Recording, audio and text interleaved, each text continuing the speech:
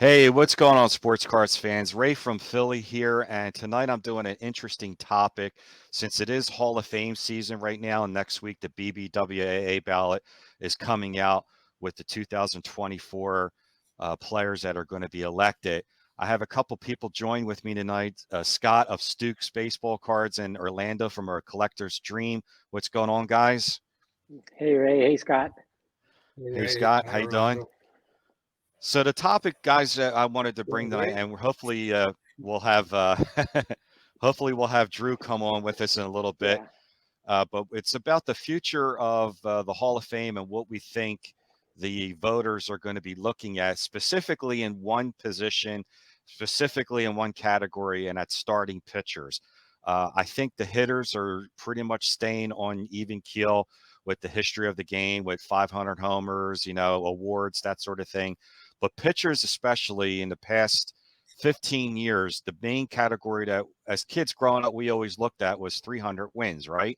300 wins, 3,000 strikeouts, that sort of thing. But since the game has totally changed and starting pitchers aren't doing complete games anymore, they're not even really doing 7 or 8 innings. It's a lot of bullpen pitchers coming in there by the sixth or seventh inning. Starting pitchers aren't even getting 20 wins in a season. yeah, So we're just looking at the current pitchers today, and there's some great ones out there, and see, just have a discussion about what we think the Hall of Fame should be looking at and what they could be looking at in the future.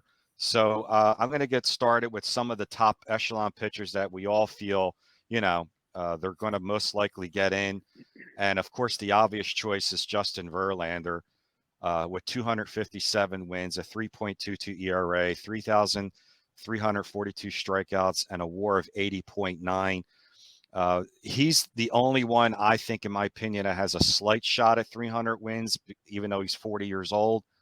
But guys, like we all agreed before we went on, like the 300 wins is a gone thing.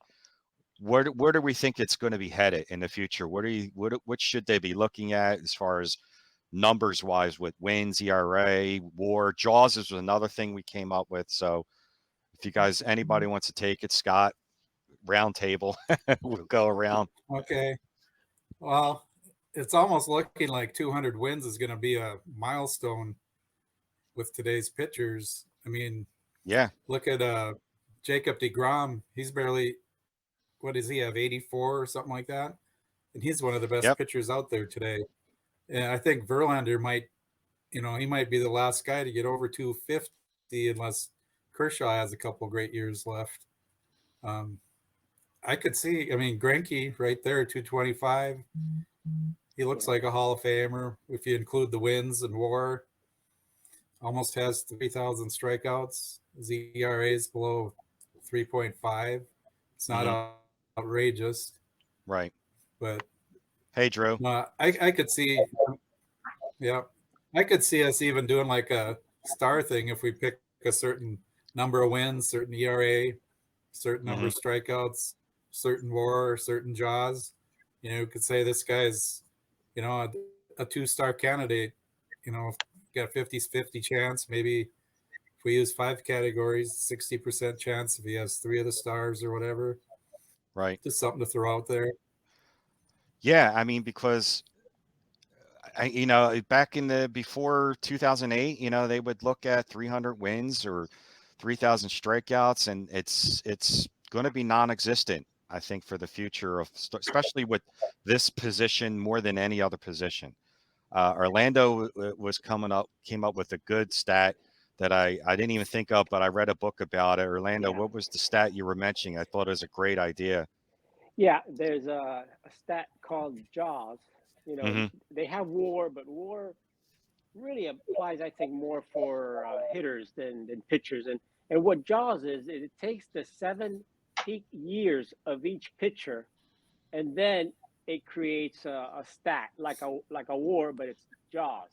Hmm. And that really, I think, is something we need to look at also because there are some pitchers that don't pitch that many years, like a Sandy Koufax, for example. You take his 7 best years, and if you look at the 7 best years of some pitchers now, I think that's a good measure. Not necessarily the only measure, because I Hmm. do agree that the wins have to be lowered to 200.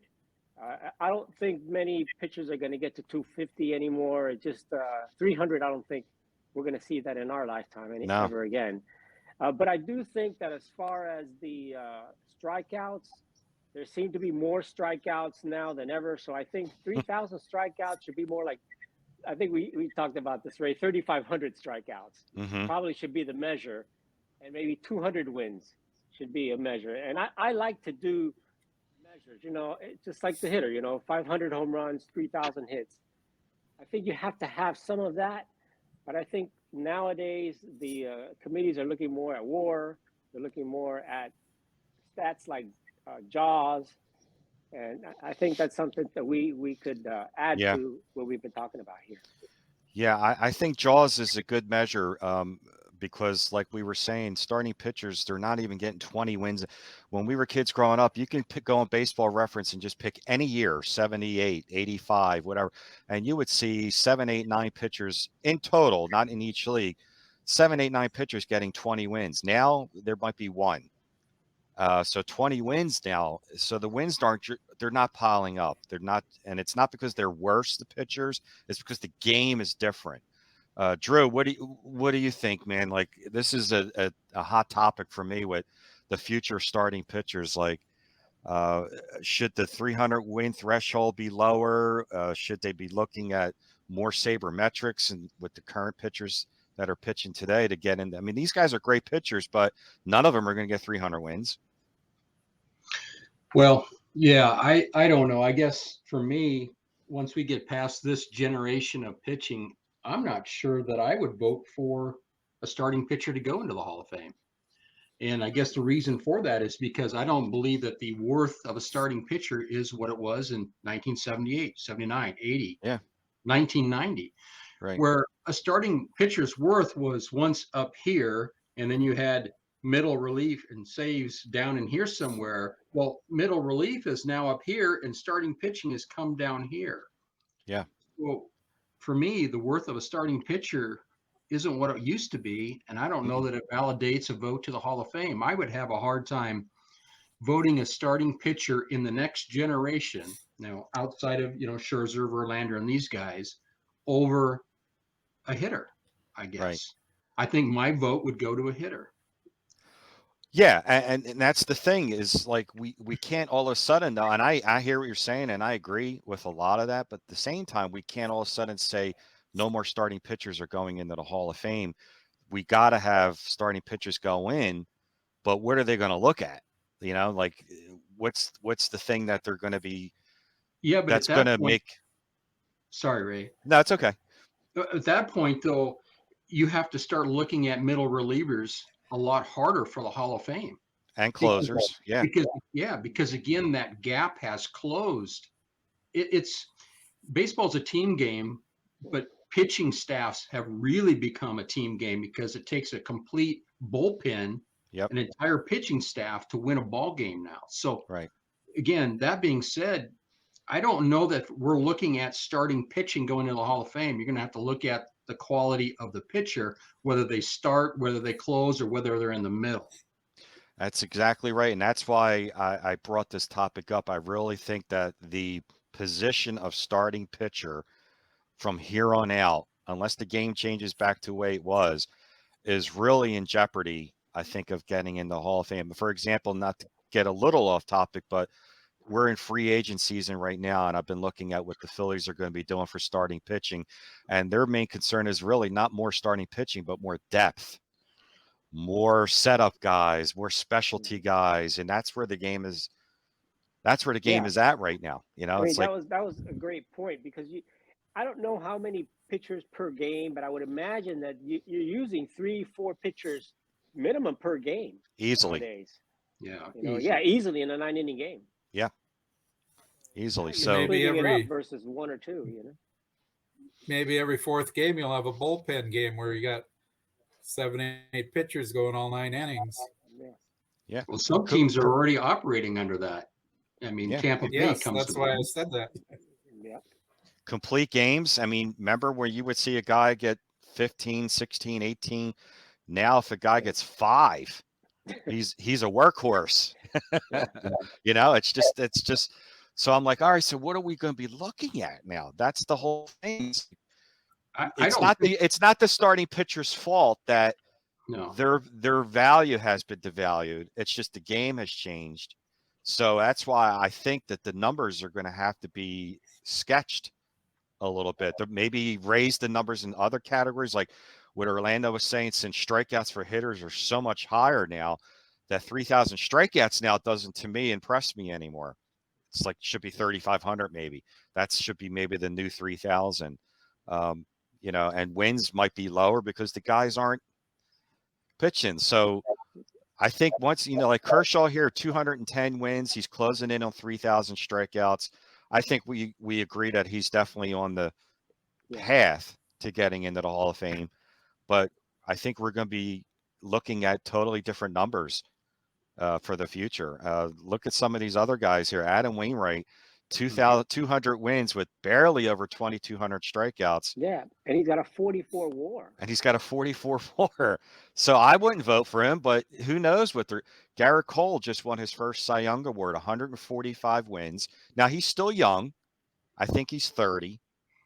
2,100 strikeouts. So I think he can get over 3,200, something like that. His WAR is still climbing. So these, you know, these next group of guys are still kind of young. Jacob deGrom is the interesting one. 84 wins. 84 wins. And this guy has been probably the best pitcher in the past 10 years when he's in there, when he's healthy. What are we going to look at with him? You know, is this a Sandy Koufax situation with Jacob deGrom? And good comparison. You know, with a very short career. Look at his ERA. His ERA is phenomenal. Does longevity and body of work mean anything to you? I'm curious. Well, that's what we were saying with Orlando with this new stat called Jaws. It's going to be, they might be looking at Jaws a lot more closely now. It's like a 7-8 year stretch, that peak years, like a Koufax, and there was a couple of players. I'm thinking, you know, how are they going to be voting in the future? And I think another thing they're going to consider is awards. You know, if you win 1 or 2 Cy Young awards, or, that helps. You know, if you're the strikeout leaders or the wins leaders, not necessarily 20 wins, but you know, those type of stats. I think that'll also help, you know, for the Hall of Fame voters, because they remember those 2 big years or 3 big years that pitcher had. Also, postseason wins if they're playing. Postseason also. So there's going to be a lot of factors, because it's going to be very difficult, like you said, to get those wins anymore, or to get, you know, even those strikeouts with pitching 5 innings or 6 innings a game. Yeah. So it's I think that they're going to be looking at something, because you know, the hitters they're definitely focusing more on WAR. I mean, and I think they're going to look at Jaws, I think a little bit more than they've been looking at that statistic in the past for pitchers. Mm-hmm. I think that's going to be a focus. With how many awards have they won? You know, a 2-time Cy Young winner is going to have a lot better chance than someone who hasn't won one. Right. I don't know that a Cy Young award really matters to me anymore, because somebody has to win the Cy Young, right? Yeah. So then it comes down to, okay, sure, he won 2, 3 Cy Young. So yeah, okay, he was the best pitcher of his time. But does that mean that he should get into Hall of Fame before a great hitter? Again, those votes are going to get split. And if I'm voting for a guy that's out there for 158 games a year out of 162, right, and putting up monster numbers. I'm all with you. I mean, I think hitters for me are number 1 first. It's going to be very difficult for me to put a above average pitcher ahead of a above average hitter. Right. I'd rather go for the hitter. Yeah. Getting back to longevity, the current Hall of Fame voting right now, they're looking at stats for a certain relief pitcher. I know we're talking starting pitchers, but they're still looking at stats. And to get 400 saves, you need some longevity to get to that point. And Billy Wagner, just an example of where they're not using WAR, because his WAR is like 29, but he has over 400 saves. So that's kind of why he's getting the push to get in the Hall of Fame. And they're going to look at the stats for the starting pitchers too. Maybe they won't ever elect another. I mean, past these 4 or 5 guys that are, you know, they might go backwards. You like Tommy John, Louis Tiant, guys like that, instead of modern That's a good point. pitchers. They're going to be looking at those guys now, the Tommy Yeah. Johns, the Louis Tiants, Mhm. guys that have well over 200 wins. And Tommy John's like 288 or something. 288. Yeah, and Louis Tiant's like 219, and he's led the league in ERA, I think, twice. I mean, That's now right. I think what they're going to do is look back at those guys and say, wait a minute, like Drew, to answer your question about the awards, here's a perfect example of Blake Snell. He just won his second Cy Young Award. He's nowhere near 100 wins. I He's wrote nowhere down near never get 100 to wins. 200. He's young, but he won't even get to 200. He won't even get to 200.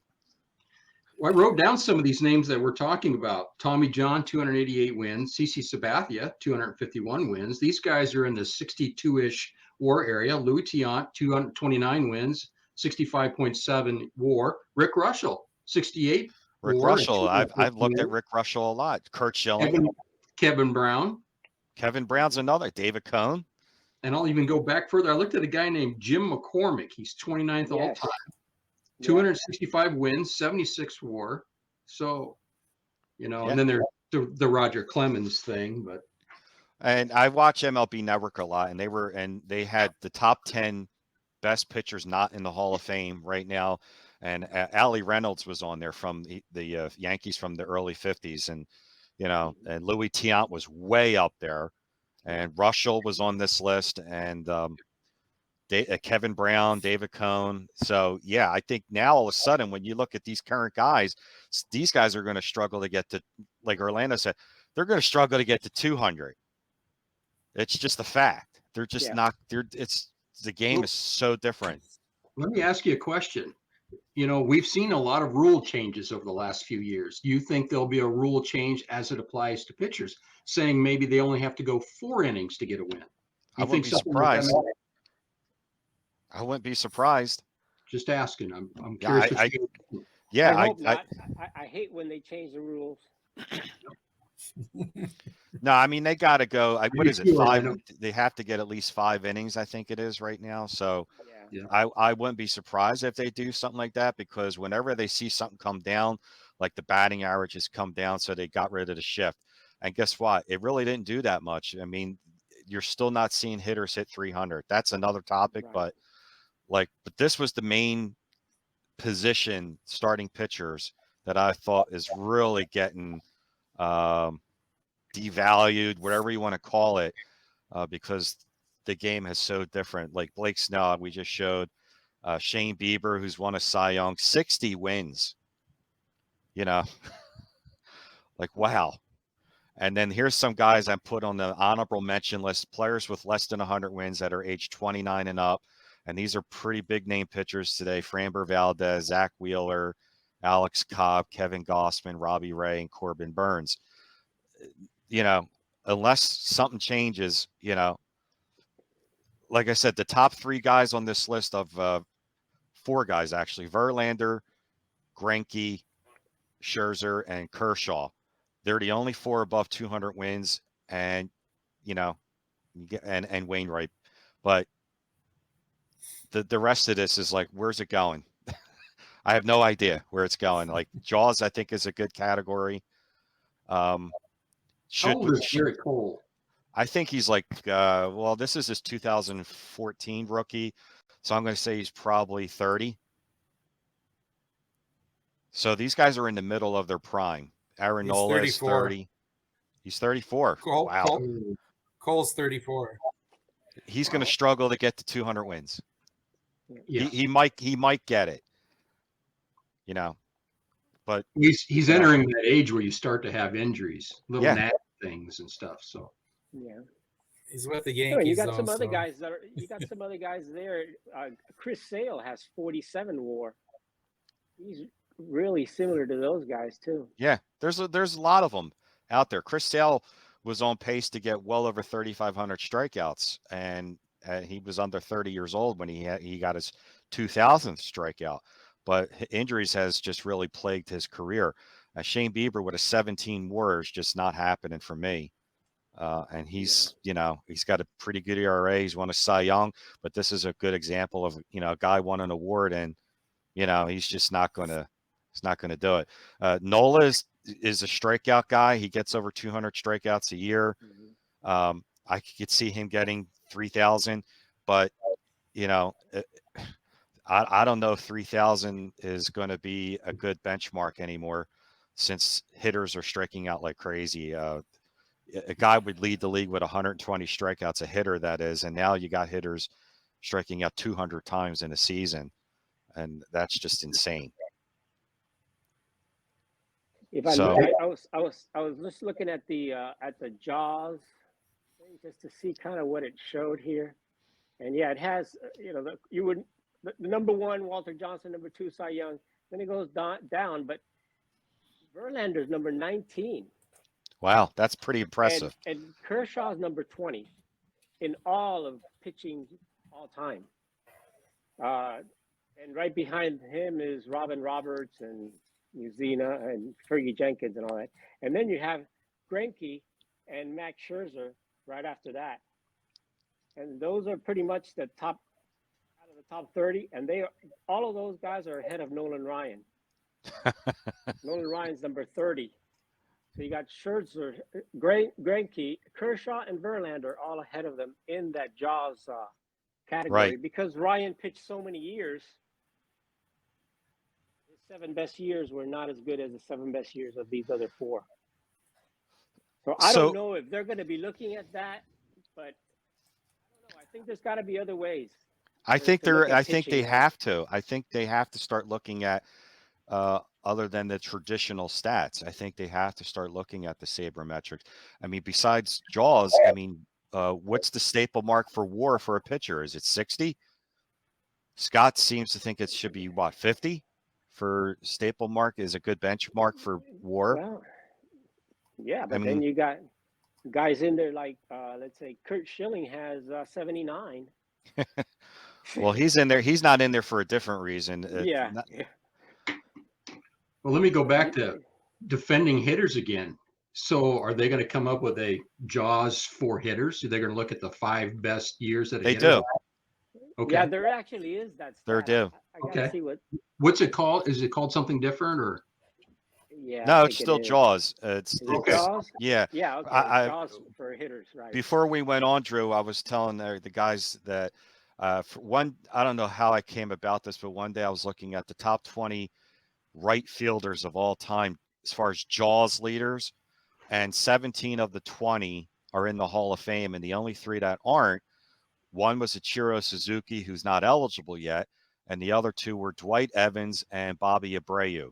So that's when I started thinking about Bobby Abreu. I'm like, he was ranked, I think, 16th, and the guys ranked below him, 17, 18, 19, 20, were all in. And Ichiro was, I think, 12th, but he wasn't eligible yet. And Dwight Evans was right around the same as Abreu. So 17 of the 20 right fielders are all in the Hall of Fame. So I think there's something to be said about that. I was always a traditional stat guy, always. Past 3, 4, 5 years, I'm starting to look at, you know, because the game is changing in so many facets. Ray, I'm just looking at the top. I'm going back to the Jaws for the pitchers. The top 31. The only 5 that are not in the Hall of Fame are the ones that I just mentioned. The 4 guys right now and Kurt Schilling. Everybody else is in the Hall of Fame. See that? Yeah. Kurt Schilling has an 80.5 WAR. Yeah.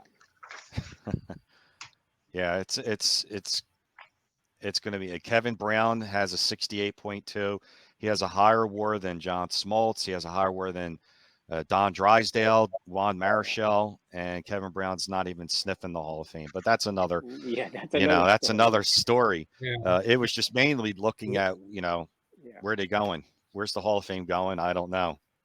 Yeah. It's crazy. Kevin Brown also. Yeah, I think that's because championship. But anyway, Schilling has more longevity than Drysdale too. Yeah. So yeah, he's got the WAR. He's got over 200. He's got over 200 wins. He's got over 3,000 strikeouts, and he's got the postseason big time postseason Yeah, big time. with Arizona and Boston. So, but he's not in for totally different reasons. Yeah, that's another issue. So, um, yeah. So I just wanted to try and see, what we all thought where it was heading, where it should be headed. Drew, I think you're looking at more traditional. I think you're ready to like say nix the nix the starting pitchers altogether. No more. They don't measure up anymore. They're And he's right. He's right. I mean, yeah. it's just crazy that we have a picture here in for the Marlins that I just forgot his name right now. Anyway, he wants to pitch the whole game. Sandy every game. Alcantara. Alcantara. Yeah, and he gets pissed off. Yeah, Because we have that's a terrible good. bullpen. Every time you put the bullpen, he loses the game. Yeah, And I think he has the most complete games this year. I think he had like 3 or 4 only, but he still had a bunch of complete games. And you just don't see that anymore. And I don't think we're going to see that, Drew. And that's the problem right now with baseball. I think the managers are taking over the game and not allowing these pitchers to just go for it, because a lot of times once they get used to pitching more, they gain that strength of arm or whatever it takes to continue on. That's and they a great go through point. some of the rough innings. And I mean, that's the experience these guys need. And if they're only going to pitch 5 innings, they're not going to train to pitch 9 or 10. Nope. I mean, we'll never see again 2 no-hitters. And then at the 10th, you remember that back in the old days? Yeah. They went and they pitched both of the pitchers pitched no-hitters right into the 10th inning. That's a great point. There's a podcast I listen to of Jim Cott, and Jim Cott gets furious about how starting pitchers are handled today. He's saying all the time, I listen to him every week, and he says, how do you the reason why injuries are up, and it's weird because the pitchers are bigger, stronger today, but injuries are up because they're not pitching enough. They're being coddled. The analytics are taking over the game, and it's killing the starting pitchers. They're not letting these pitchers learn how to get out of a jam. As soon as they get 2 guys on past the 5th inning, they're out. They got the bullpen warming up, they're out. They don't want, 80. It used 100 pitches was the mark. I'm seeing 80 now. I'm seeing pitchers getting taken out at 80 pitches. So he's like, they're not getting their arms stretched out enough. They're not getting more use out. The more you use it, like you said, Orlando, the stronger you get, actually, the better you become. So, yeah, that's why I brought this up tonight. I was like, the pitchers are in trouble. The starting pitchers in the Hall of Fame are in trouble. I think about it the old days, pitcher like Satchel Paige, he would pitch every day. They'd go from town to town and pitch and pitch and pitch. Yeah. And he was the star. So they wanted him to pitch. And those guys pitched forever. And they were strong until the end. Even look at Nolan Ryan. I think he got stronger. Yeah. When he got older. Well, I read a book on Tom Seaver. Tom Seaver said he never had arm trouble in his life. He said where he would get trouble would be in the hamstring, because he used to push off the mound a lot, and every once in a while he would get a hamstring. He never once had an arm problem. He would have 15, 16 complete games a year. This is something that Eddie Watt and I talked about off camera before my interview. He, if you don't know, he was a pitching coach for the Astros and the Braves organization. And he talked about, you got to build up your arm strength. And the only way to do that is you pitch, and you pitch a lot. And he said, you got to stop babying these guys. I don't want to take him out of context, but that is what he said. And here's a guy that 40 plus years in Major League Baseball, experiencing coaching and playing. Yep. Ray, you brought up Tom Seaver. Mm-hmm. This was a big shock to me. Number 6 all time in Jaws is Tom Seaver. 6 all time. Wow. Right behind Grover Cleveland Alexander and Grove. Yeah, Wow. Drew, I mean, that's unbelievable. Big years. Yeah, he had some big years, Tom Seaver. Yes, he did. Yes, he did. He pitched a lot, but he really had some great years, and people don't remember. I mean, so I think, we're going to have to look at, just kind of to wrap it up, my opinion, 200 wins. I think if you get to 200 now, I think that's going to be a lock. I think 3,500 strikeouts. If you do those 2, I think I would vote him in. Yeah. Other than that, If I'm you going to don't be get, voting for a hitter. I mean, yeah, I think that someone that contributes to the game every single day, every single inning. I I mean, agree. that I got to agree with Drew on that all Yeah, the way. yeah. I Drew, you think you should mentioned, also. I get think Scott. ERA is important too, because if you get some guy like Bartola Colon coming in there and getting 200 wins, and you know what I mean. So you got to look at the whole body of work. I mean, think if you don't have the 200 wins or the 3,500 strikeouts, then you got to look at league leaders. If you've led the league in strikeouts and ERA a couple times, few times, awards, there's got to be something else. But Drew, you had mentioned you had talked to Steve Watt, Eddie. What was his Eddie first Watt, name? yeah. Eddie Watt. Tell us I about talked Eddie to Watt. I talked to Bobby Shantz quite a few times, who's 98 years old, who pitched under Connie Mack, and I've asked him twice. I said, "What do you think of the starting pitchers today? What do you think about guys not going deep, not getting 20 wins in a season?"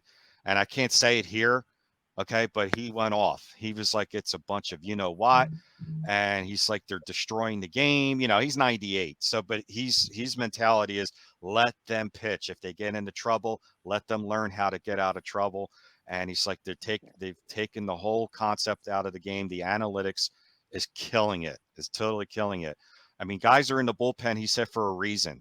If they were better than the starter, they would be pitching over that starter. Let the starter go, unless they're getting shelled and they gave up 5 runs before the 6th. But if they're giving up 1, 2, or even 3 runs, let them go. So, yeah, that's the old school mentality. But today, money talks, and they're paying all this money for the arms. They're going to protect them. But what I think they don't realize, the more they're protecting them, the worse they're doing the service to these guys, because their arms aren't strong enough. Yeah, with all the money involved, I think managers and general managers are trying to keep their job, and they have to do that by not allowing pitchers to pitch very deep, Right. because if they get hurt, the finger's going to go toward them, right? It's going to go toward the administration, the front office, the managers, And because when the you're money's spending too that, big. money's too big, especially with pitchers. But I just want to, so we can wrap it up here. If anybody, you guys have any final thoughts? Orlando says 200 wins, 3,500 strikeouts. If Drew, Scott, what do you think they're going to be looking at? I think they should head more towards sabermetrics. With the WAR and JAWS has to be looked at without a doubt. And 200 wins, I'm okay with. 3,500 strikeouts, I'm okay with too. They got to get both of them, in my opinion. Yeah. Because before, if you didn't get 300 wins, if you got 3,000 strikeouts, it was okay. Since I'm lowering the 300 win standard to 200, if you get 200, you better at least get the 3,000 too. That's my thought. Yeah. What do you, Scott, and Drew, your final thoughts on what do you think? Go ahead, Scott. Okay. I agree. 200 wins is going to be really tough to get in the future. Can't believe that. 200 wins. 3,000, 3,500 strikeouts. But I think you also need to have a decent WAR, or else you have to have some kind of longevity milestones that you hit, like the wins and the Ks, and have a low Yeah. ERA. If you have an ERA over 4, forget about it. No. But yeah, I think I think it's going to be tough for the pitchers to get 50, 60 WAR from now on too. You got DeGrom, he has a chance, but he's an exceptional pitcher. Mm-hmm. So that's kind of where I'm at. Right. Jaws is good, but I think they're going to look a lot at WAR and the longevity records, like wins, strikeouts, WAR, Yeah. ERA being under 3 would really help. Definitely. Like Yeah. DeGrom. Right. I want to see more than the ERA, though. They got to have a couple more of those above stats there. 200 wins, Right. below a 3. I agree. Like I think they have to look at everything, like the whole Can't body make it of work. that easy for these guys. They got to, Right. Drew. Well, I don't know that you're going to see a lot of high wars with the next generation of pitchers again, because war takes, it's comprised of a body of different numbers, and those numbers are going to be hard to reach if you're not pitching innings, that whether that be strikeouts or what have you. So Right. for me, I think it's going to have to be some sort of a hybrid deal where I look at traditional numbers and, the sabermetrics that Orlando and the rest of you have pointed out. But in the end, for me, I just, the way I see the game today, I just cannot imagine myself voting a pitcher in over a hitter. And so, but Right. I need to keep an open mind. Especially a guy who pitches 5 innings every night. Yeah. It's just it's the future. What are you gonna do? I just I don't know. We'll But see. all right, we see where it goes. I want to thank you guys for coming on. It was a great topic. I appreciate it. The future of MLB. Let's see where it goes. Everybody out there, let us know what you think, where the game is headed for Hall of Fame starting pitchers. Should 200 wins be the new 300, 3,500 strikeouts, sabermetrics looking into play, all of that, and let us know. And we appreciate your comments. So thanks for tuning in, guys. I really appreciate it. And we'll see you again real soon. Take care.